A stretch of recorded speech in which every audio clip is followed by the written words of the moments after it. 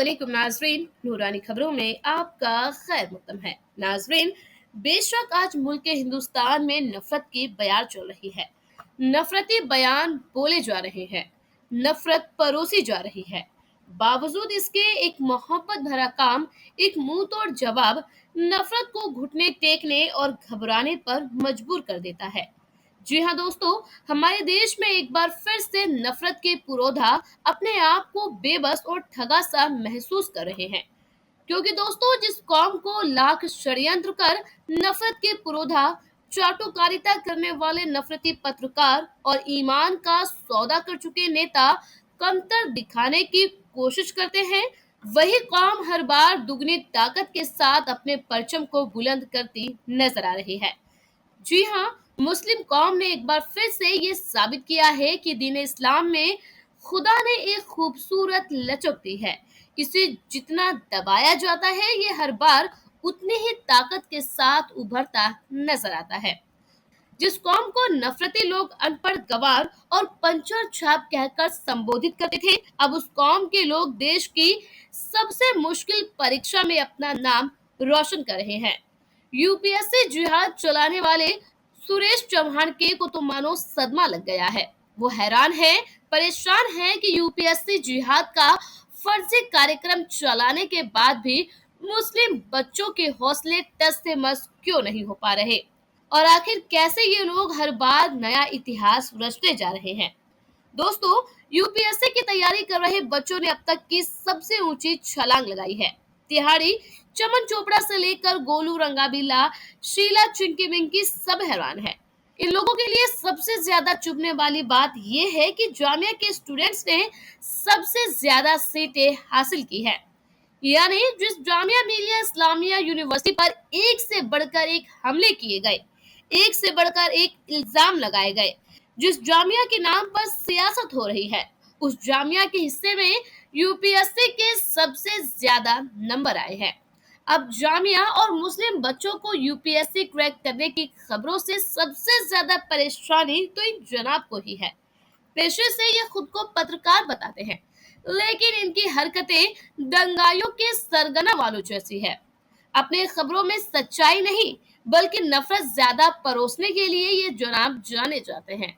अभी कुछ साल पहले ही की बात है, जब यूपीएससी में मुसलमानों ने जी तोड़ मेहनत करनी शुरू कर दी थी, तब यही सुरेश चौहान के यूपीएससी जिहाद के नाम से शो कर रहा था। मुसलमानों के साथ साथ यूपीएससी पर ही इल्जाम लगाने लगा था। मतलब अगर कोई जी तोड़ मेहनत करके परीक्षा में टॉप कर लेगा, तो सुरेश चौहान के की नजर में वो एक जिहादी है। अगर मेहनत करने वाला जिहादी है, तो ना सिर्फ मुसलमानों को बल्कि गरीबों और दलितों को भी मेहनत करके जिहादी बन जाना चाहिए। सुरेश चौहान के मुसलमानों की कामयाबी से किस कदर जला भुना हुआ है, इसका अंदाजा आप इसकी पोस्ट से लगा सकते हैं। एक्स पर अपनी पोस्ट शेयर करते हुए सुरेश चौहान के लिखता है कि इस बार 51 मुस्लिम छात्र यूपीएससी में सिलेक्ट हुए हैं। पिछली बार 29 हुए थे, उससे पिछली बार 25 हुए थे, अगली बार कितने होंगे।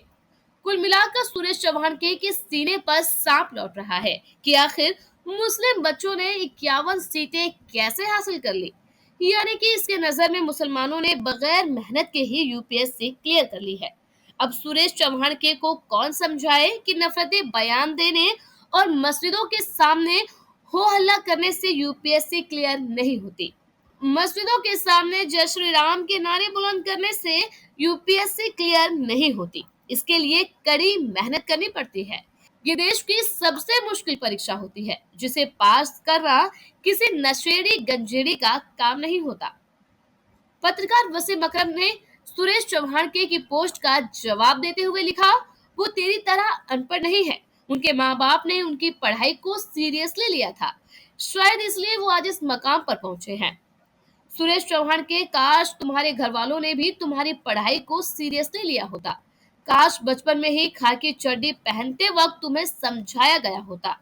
काश तुमने कम से कम 10वीं तक की ही पढ़ाई की होती। तुम लोग देश के असली अमन के दुश्मन हो। वही पत्रकार पूजा माथुर लिखती है, अगर आप ऐसे ही नफरत फैलाते रहे एक धर्म के खिलाफ, तो यकीनन अगली बार ये आंकड़ा 100 के पार होगा, क्योंकि हर जुल्म के बाद क्रांति का उदय होता है।